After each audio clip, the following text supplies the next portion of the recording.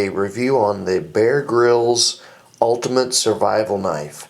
It's made by Gerber, and we're going to take a closer look at it. Okay, before we get into the specs of this knife, I just want to show you what all comes with this. You get, of course, the knife, the sheath, and something that you may even miss out on if you're not careful is the survival guide. Okay, let's take a look at this knife. Just some quick specs here. It's 10 inches tip to tip. The blade itself is 4.8 inches. It's a high carbon stainless steel. It's a drop point, fixed blade, of course. It doesn't fold. This version has the serrated edge. Now, he actually come out with a new one. I think it's about $10 more that doesn't have this serrated edge. I personally like the serrated edge, but there might be some people that they would rather just have the fine point all the way around. But this serrated edge will actually work very well if you're cutting wire or even sheet metal. I wanted to point out that this knife does have a 3/4 tang, and for those of you unfamiliar with that, that means the blade doesn't go all the way from here to here. It's only going to go 3/4 of the way back, and there's just a small space between this and the pommel on the back where there is no blade. Now, that on the LMF was actually designed that way for when you would actually have to cut into something that might be like live wires or something. Supposedly that would keep from sending a shock back through the knife. I don't know if that was actually designed for this, but it is 3/4 tang. I see it being advertised as a full tang in some places, but it is 3/4. That doesn't make any difference to me. As you can see, it has a pommel on the back that you can use as a hammer. As you can see, there is also an emergency whistle attached. A lot of people remove this, and I will be removing this. I will be keeping it, of course. It's a very handy tool to have. I'm very thankful that they put this on there, but it would get in the way of being on the actual knife. I have seen some people, their videos showed where they attach it to the end here and let it kind of hang down here off the sheath. That would be a much better place for the whistle. But again, I'm not complaining. I got the whistle for free. And the pommel, this is something, anyone that bought this knife pre-2011, the 2010 model actually had some problems with the pommel coming off. Gerber admits this. And if you actually have one of those, contact them, and I'm pretty sure they'll just replace it. I'm not speaking for them, but that seems to be their procedure. They really tried to make up for that. After 2010, they redid the way this pommel was put on here, and they've no longer had any problems with those breaking off. I mean, I'm not saying it's not possible, but that's not an issue you'll see in any reviews. This knife gets really high reviews. On Amazon, it's about 4.5 stars, and again, that's mixed in with some of those old reviews where the pommel actually was breaking off, so that's not bad. Okay, when we get to the sheath, you're actually going to see there's a ferro rod, aka fire striking rod, that we're going to be able to use, and right here on the back, they've actually got a little notch made just purposely for that. I will say the grip of this it just feels really good in the hand. I mean, it feels, I've got the LMF, and to be honest, it's a little heavy. I mean, I'm not saying I wouldn't want that in a lot of situations, but this is a little lighter weight. I believe it's 11.2 ounces without the sheath.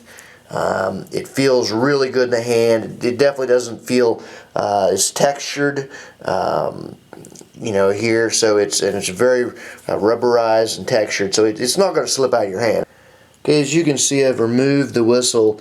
Like I said, I was going to. I don't like it hanging back here. That's obviously just going to get in the way if you've got a knife you want to pull out and use. But again, it's a nice little thing as a throw in. Now, I'll either attach it here, as you can see, and let it be there on the sheath, or I may just stick this in another little survival kit or something, but it's a nice thing to have. But I'll show you the sound of the whistle.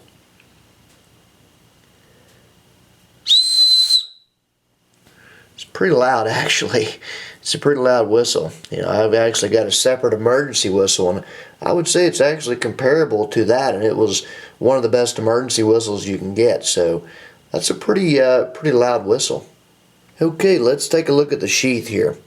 At the top here you have a Velcro strap. Now, let's not get overly concerned with the fact that this is a Velcro strap. I know a lot of you like the the buttoned or something more for survival type strap, but keep in mind, just like the LMF, the knife actually fits snug down here, and I'll show you an example of that later, but it fits in there and it doesn't come out. It's not going to move. So honestly, you could either remove this or just close it up and just leave it like it is, and then put the knife in on top of it like that.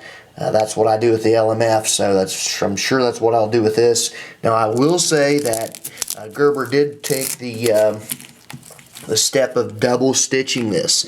So this is, it is heavy duty stitched. I will give them credit on that. So credit there. Okay, as we work our way down, again you can see the markings here. You've got the Gerber and the bear. This actually comes apart. You could actually, if you wanted to, you could just carry it in this sheath and toss the black that you see. I wanted to point out that quite obviously there's a lot of orange on this knife, and the reason for that, keep in mind this is a survival knife. If you're out in the woods and you drop this thing in the forest, it's going to be very easy to spot. It's got the the bright orange. The survival guide's also orange on the outside. This has a lot of orange on it, and the ferro rod that comes out, it has a lot of orange, and that's important. So keep in mind, if you want to make this more of a stealthy type thing, you could wrap this in duct tape. You could put a bicycle tube, cut it, and slip it up over this. There's a lot of things you could do. Take a magic marker, color this in. If you're looking for more of a stealth type knife, if you're in a survival situation where you need to be stealthy, that could be an issue. But if you're lost out in the woods, that's not the issue. You're actually trying to be found, and you're trying to make sure you don't lose anything that could be very important. Okay, let's try to take this sheath apart with one hand here. As you can see, it's Velcroed there, and this is going to slide down. As you can see, that's just looped at the bottom. Pull that off, and the two pieces come apart. And again, if you just wanted to carry this with your knife, you could do it that way. You wouldn't even need this. Okay, on the back of the sheath, you'll find a signal and rescue chart. And this is sewn in, and this material is very similar, almost like an inner tube, but a little more stiff. And the survival guide, the little miniature basic survival guide, actually slides in there and will fit. It's a very tight fit, but it fits right inside and it's not getting out of there. Okay, on the back of the sheath you have some different ways that you could actually attach this knife to your grip. As you can see, however you'd want to attach it to your grip or your side, all angles are pretty much covered there. Okay, on the back you'll notice a diamond knife sharpener. This is a beautiful looking sharpener. Just be careful though. This is really something I would only use in a complete survival situation, because honestly these take a little bit of skill to sharpen a knife. I would much rather use some of the basic knife sharpeners out there. This takes a little bit of skill, but it can be done. I would not be playing around with this. It could ruin the edge of your knife, so make sure that you do know how to use one of these before you use it. Okay, the ferro rod. I'm going to show you how that comes out, and they make it very difficult. You could not do this with one hand. I've got one hand that's trapping the knife down there makes it a little bit difficult to come out, and that's a good thing. You don't want that easy to pop out. It will come out easily with two hands, but I've got one hand using the camera, so it fits in there very tightly, very snug. And of course, again, it has the orange. If you happen to drop it, it would be easily spotted. But this will be used on the back of your blade to shoot sparks out and start a fire. This is a ferro rod or fire striking rod.